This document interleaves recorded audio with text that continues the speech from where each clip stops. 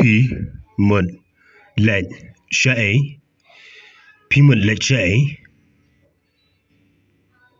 Where do you want to go? Where do you want to go? Nga qua lệch xa giếng mane. I want to go to the church.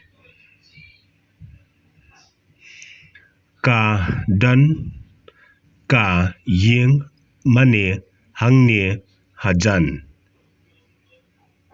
There is a church here nearby.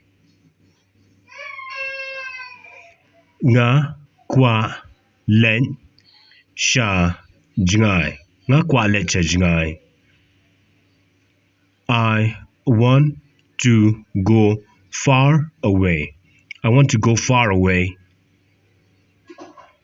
Pi qua ban lệch sang.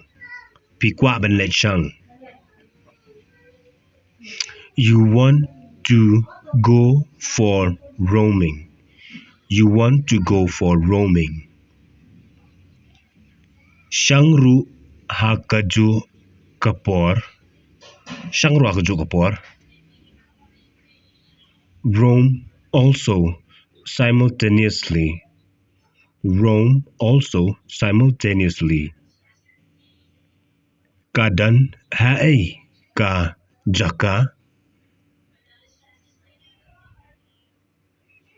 Where is the location? Where is the location? Kadan ha umran. Kadan ha umran. It is located at Umran. It is located at Umran.